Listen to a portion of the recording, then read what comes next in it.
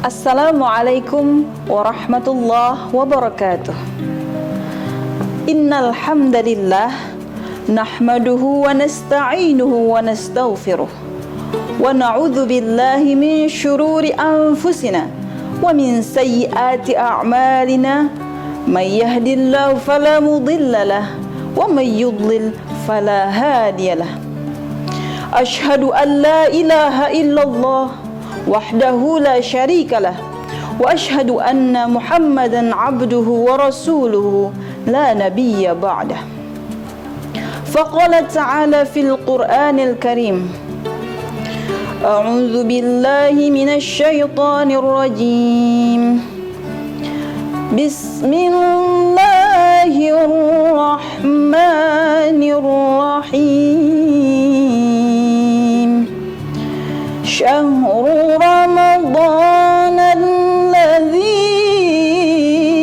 unzila fihi al-Qur'anu hudan linnas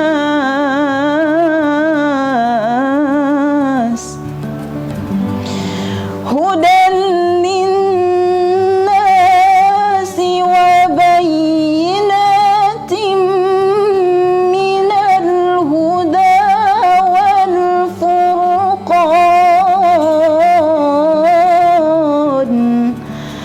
faman syahida minkumus syahra falyasum ila akhir ayah.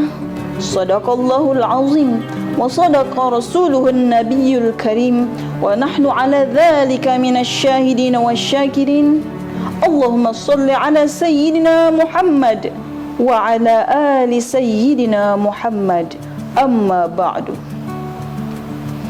Puji dan syukur mari kita panjatkan kehadirat Allah Subhanahu wa ta'ala. Atas karunia-Nya kita bisa sama-sama bertemu dalam rangka thalabul ilmi, bersilaturahim, bertatap muka dalam keadaan sehat walafiat meskipun hanya lewat virtual. Namun tentunya tidak akan mengurangi keberkahan yang kita dapatkan. Mudah-mudahan setiap derap langkah kita selalu membuahkan pahala bagi kita semua, menjadi penghapus dosa dan pengangkat derajat di sisi Allah Subhanahu wa ta'ala. Tak lupa pula salawat serta salam kita panjatkan kepada Nabi Muhammad sallallahu alaihi wasallam, kepada keluarga beliau, sahabat, tabi'in, dan kepada kita semua seluruh umatnya hingga akhir zaman. Amin, amin, ya rabbal alamin. Hilalmu datang menerangi hariku yang terasa sunyi. Oh Ramadan, berkahmu ku tunggu, angkat musibahku. Oh Ramadan, hadirmu anugerah dari Sang Maha Rahman. Denganmu beribu-ribu dosa dihapuskan, semua amalan dilipat gandakan bagi umat Rasulullah.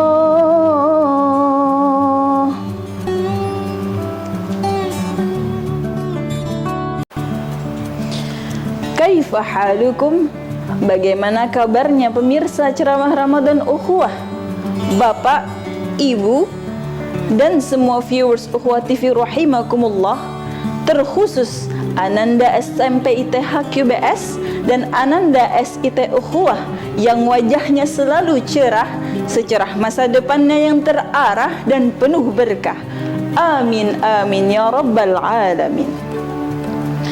Alhamdulillah, hari ini kita memasuki Ramadan ke-19, bulan diturunkannya Al-Quran pertama kali.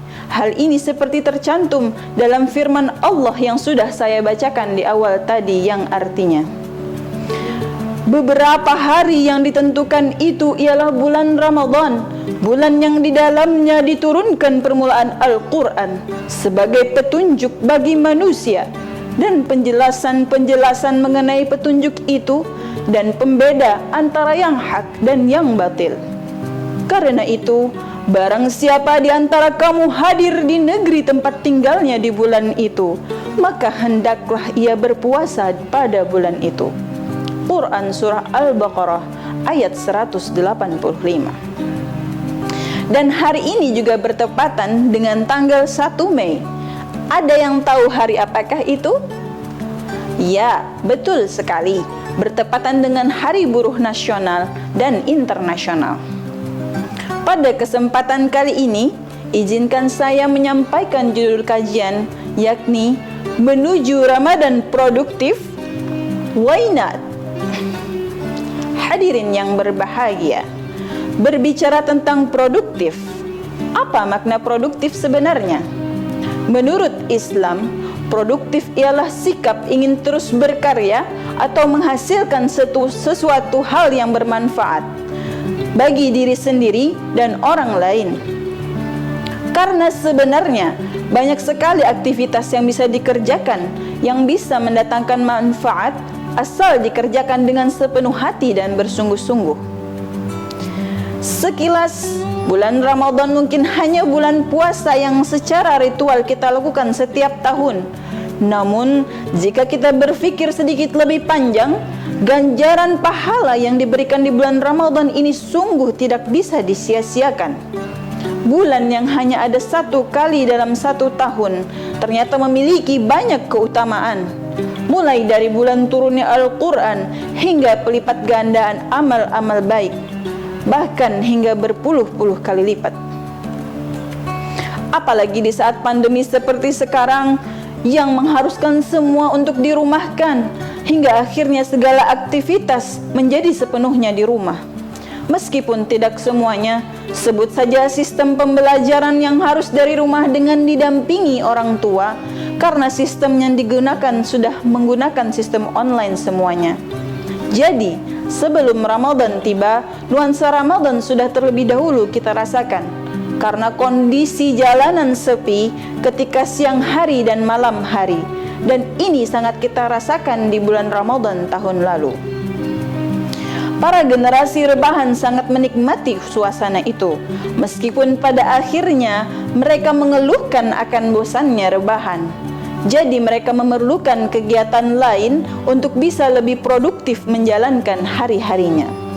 Dan akhirnya kita menemui bulan Ramadan, bulan di mana kita diwajibkan untuk berpuasa. Saat berpuasa, energi kita terbatas, fokus melemah karena kita perlu membagi energi antara otak dan badan kita. Wajar apabila kita akhirnya berusaha menghemat tenaga dan pikiran saat beraktivitas. Tidak salah berpikir seperti itu, namun mari kita lihat sudut pandang lainnya. Di bulan Ramadan, energi dan fokus kita memang terbatas, namun Allah menjanjikan berbagai keuntungan bagi kita yang dapat menjalankan puasa dengan baik. Rasulullah juga mendorong kita untuk mengisi bulan Ramadan dengan berbagai amalan. Jangan sampai kita menyia-nyiakan waktu yang kita miliki selama Ramadan ini. Kita dituntut untuk mengoptimalkan ibadah dengan energi, fokus, dan waktu yang terbatas. Dengan kesimpulan itu, seharusnya kita bisa lebih produktif di bulan Ramadan. Bayangkan jika ini adalah Ramadan terakhir kita dan kita menyia-nyiakannya. Tentu kita pasti akan menjadi orang yang paling menyesal yang pernah hidup di muka bumi ini. Jamaah pemirsa Ramadan Ukhuwah yang berbahagia, produktivitas sangat erat kaitannya dengan manajemen waktu. Bicara soal waktu, semua orang pasti mengetahui hakikat tentangnya. Satu hari ada 24 jam yang sama bagi setiap orang. Namun tak semua orang mempunyai cara yang sama untuk menghabiskan waktu yang mereka miliki. Maka dari itu, kita harus benar-benar produktif untuk memaksimalkan waktu kita.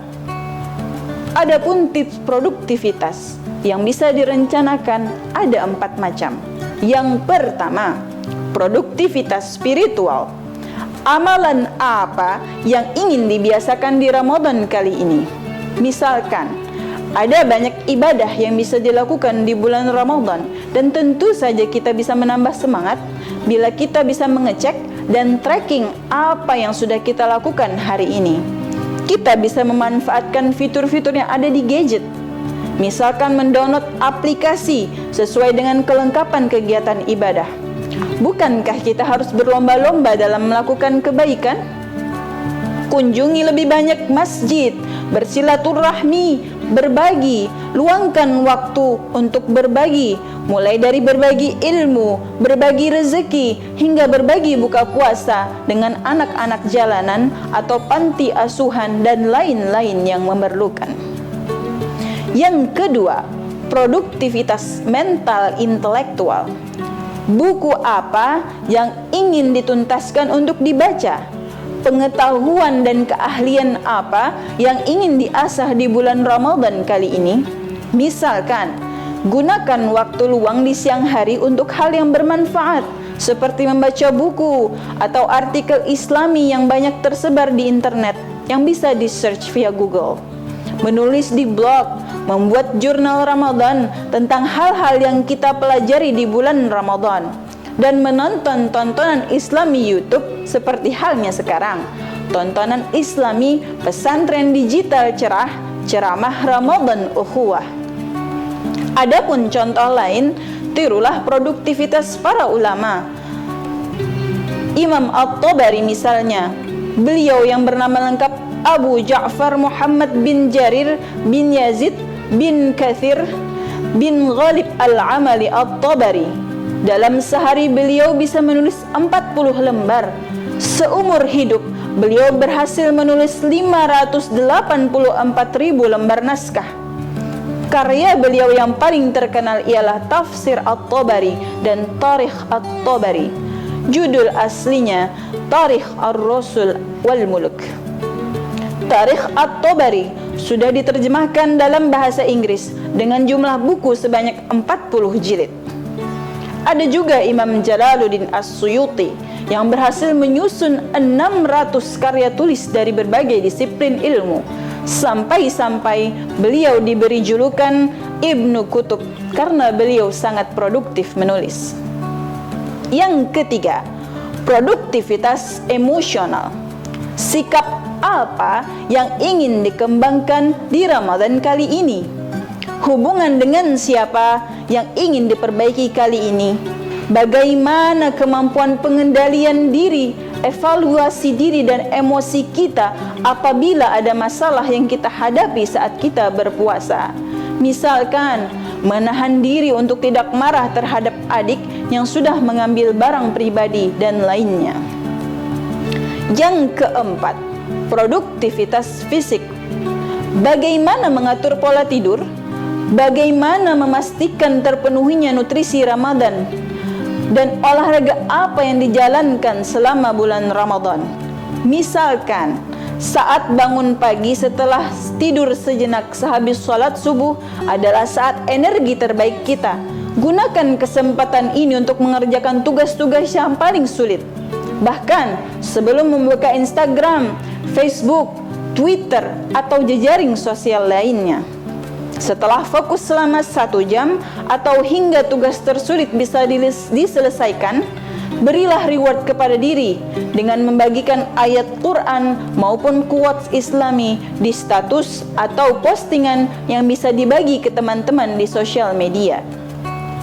Hadirin rahimakumullah, maka dari itu, janganlah sia-siakan waktu yang kita miliki saat ini. Berusahalah agar kita tetap memanfaatkan waktu kita dengan sebaik-baiknya. Apalagi di bulan Ramadan yang sangat mulia ini. Jika telah selesai melakukan suatu hal, maka segeralah melakukan hal lain yang bermanfaat, agar tiada lagi waktu yang disia-siakan.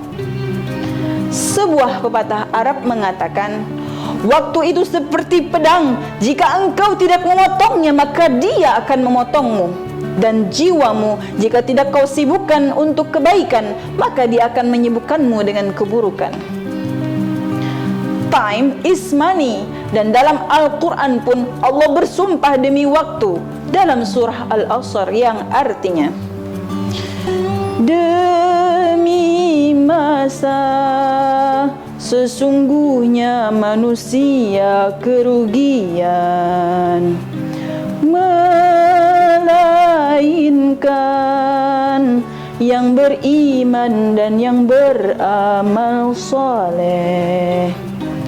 Yang beramal soleh kita yakini sebagai produktif dalam berbuat baik. Sebelum kajian ini berakhir, izinkan saya untuk menyampaikan pantun. Di depan rumah sambil sandaran, sambil lihat film Perang Badar. Jangan lupa 10 hari terakhir Ramadan, perbanyak zikir pada malam Lailatul Qadar. Buah nangka khas rasanya, buah duren banyak yang suka. Sangat banyak hikmah berpuasa, sehatkan jiwa dan juga raga. Marilah kita sama-sama membaca doa kafaratul majlis. Subhanakallahumma wa bihamdik, asyhadu an la ilaha illa anta, astaghfiruka wa atubu ilaik. Akhirul kalam, nobody is perfect. Kesempurnaan hanyalah milik Allah dan kekurangan serta kesalahan hanyalah milik saya pribadi. Wabillahi taufiq wal hidayah. Assalamualaikum warahmatullahi wabarakatuh.